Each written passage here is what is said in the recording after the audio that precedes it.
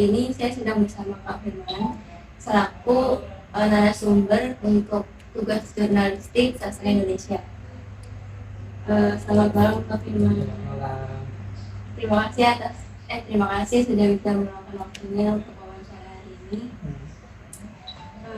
Saya ingin bertanya terkait dengan penulisan bahasa dalam jurnalistik.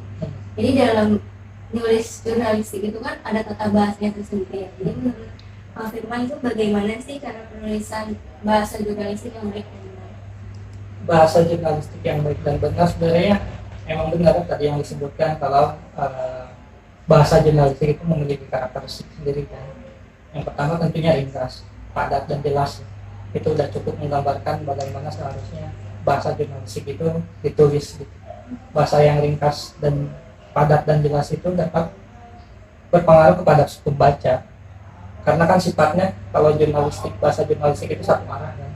Dia tidak memerlukan timbal balik dari si pembacanya.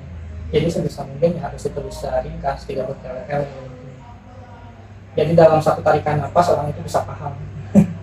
Makanya kalimat-kalimatnya pendek-pendek aja tapi tanpa mengesampingkan kata bahasa sesuai dengan EYD SPOK-nya gitu. Pertanyaan selanjutnya, dalam bahasa jurnalistik itu kan bersifat objektif yang mana tidak memihak ke pihak manapun gitu kan. Tapi zaman sekarang tuh banyak berita yang lebih condong memihak ke suatu pihak gitu. Itu tanggapan apa sih? Objektif dalam jurnalistik itu bukan objektif dalam sisi bahasa sebenarnya, tapi objek dalam memuat isi kontennya itu seimbang, dikenal dengan cover both sides, sehingga ketika berita yang ditulis oleh seorang wartawan itu tidak membuat seseorang itu merasa dipojokkan. Kalau untuk bahasa mah sepertinya tidak ada harus seimbang atau enggak, yang penting proporsional gitu. Misalkan ketika ada konflik ya si pihak yang sedang berkonflik itu diberikan porsi yang sama di dalam sebuah penulisan berita seperti itu. Selanjutnya selama pengalaman kakak dalam menulis kebanyakan kesalahan apa aja yang sering ditemukan dalam penulisan? Dalam penulisan ya itu tadi keseimbangan berita, kita tidak memberikan porsi yang sama ketika berita itu mempertemukan dua pihak yang sedang bertentangan di konflik. Itu sih. Terus yang paling banyak itu mungkin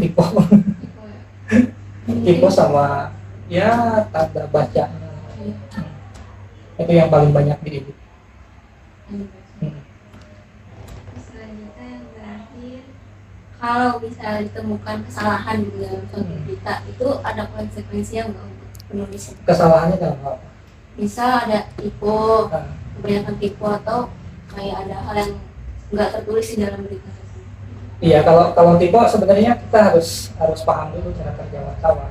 Wartawan yang datang ke lapangan itu dia hanya berfungsi sebagai pencari berita dan penulis berita dan melaporkannya. Itu ditulisnya masih mentah. Nanti ketika masuk meja redaksi itu ada editornya. Dia yang memastikan si berita ini tuh udah layak atau enggak, dia yang ngecek tipu atau enggak, termasuk sesuai dengan kaidah jurnalistik atau enggak. Berarti tugas kawan-kawan itu cuma nyiapin mentahannya aja? Iya, nyiapin mentahan. Dikasih ke tim lain gitu ya? Ke tim lain. Karena di media itu kan ya reporter, editor, pemimpin redaksi, itu aja tiga. Dan itu harus melalui itu. Ya untuk tidak mungkin kan seorang reporter yang turun ke lapangan dibebankan dengan sesempurna itu gitu. Jadi cukup mentahnya aja. Itu juga cara kerja jurnalisme kayak gitu. Kalau di media-media yang udah mapan seperti itu, ada masing-masing ada tugasnya gitu. Udah sih pertanyaannya itu aja. Terima kasih atas waktunya. Semoga apa yang disampaikan oleh Kak Firman ini bisa menjadi ilmu buat kita ke depannya yang ingin terjun ke jurnalistik. Terima kasih.